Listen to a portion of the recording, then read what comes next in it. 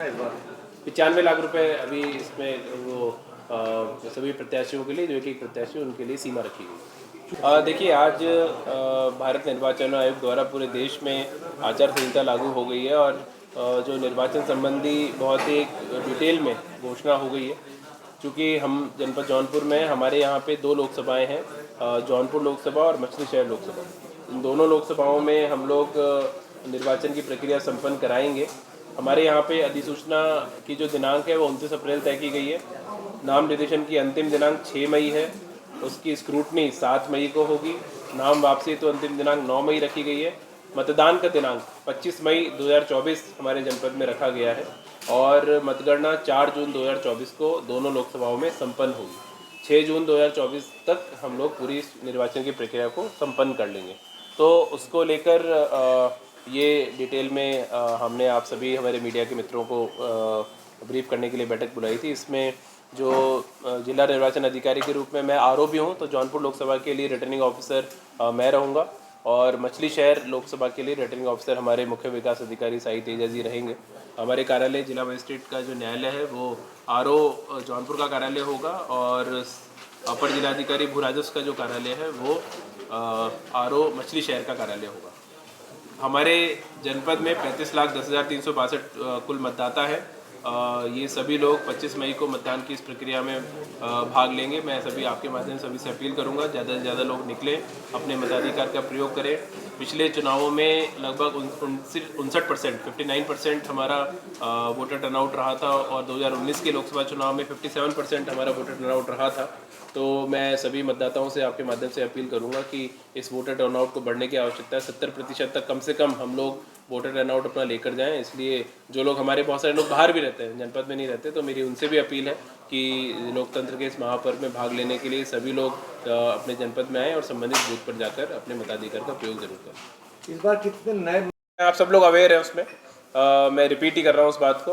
और तीसरा, आजकल की एक्सपेंडिचर को लेकर भी एक्सपेंडिचर ऑब्जर्वर आते हैं जो कि इनकम टैक्स या कस्टम्स के या अन्य वो वैसे मतलब बेसिकली अकाउंट से संबंधित अधिकारी होते हैं, तो वो उनके निर्देशन में हमारी टीमें काम करती हैं। उनको हम पूरा डेटा शेयर करते हैं और ये सारी चीज़ें जो माननीय निर्वाचन आयोग की हेडलाइन है कि जो वेबसाइट पे शेयर की जाएंगी, उसके लिए भी हम लोग आगे उसमें कर देंगे। स्पेशली जब लोग फॉर्म भरते हैं अपना, तो किसकी संपत्ति कितनी है, तो वो फॉर्म 26 भरा जाता है, उसको भी हम एक कॉपी मीडिया वालों के, हमारे जितने मीडिया के बंधु हैं उनको भी देते हैं और प्लस वेबसाइट पे भी अपलोड करते हैं। आयोग भी उसको अपनी वेबसाइट पे शो करता है, तो उसमें कोई दिक्कत नहीं है। और बाकी सारी चीज़ें आप देखेंगे। कितना है उसमें 90 लाख रुपए की, उसमें प्रत्येक जितने हमारे 95 है, अच्छा ये संशोधित है, 95 लाख 95 लाख रुपए की वह सीमा है किसी भी एक कैंडिडेट के लिए इस बार के हमारे 2024 के लोकसभा चुनाव के लिए।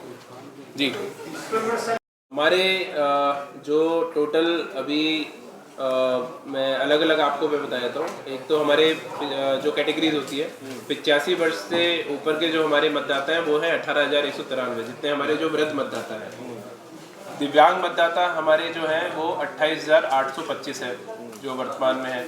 थर्ड जेंडर मतदाता हमारे 158 हैं और हमारे 4,062 हमारे टोटल सर्विस मतदाता है।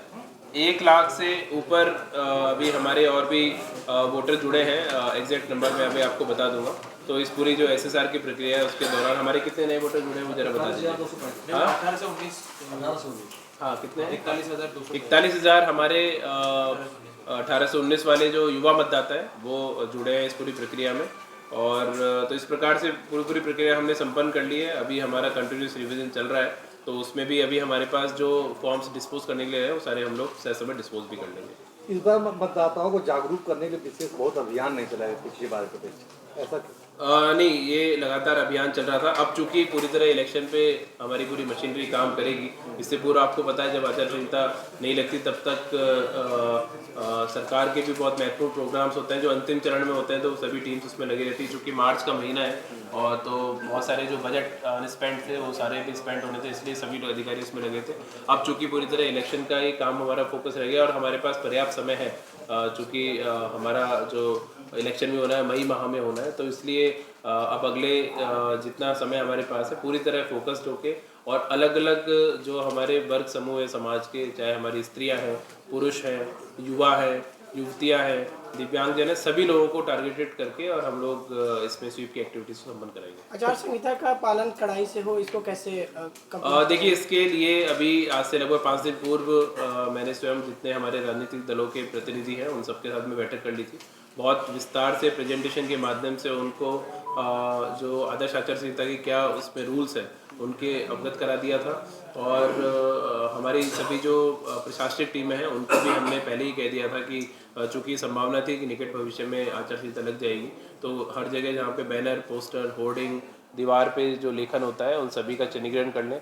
कल भी हमने डिटेल में मीटिंग की थी इसको लेकर, तो हमारी टीमों ने पूरी जगह कैलकुलेट कर लिया था, लोकेशन वाइज उनके पास पूरा डेटा था।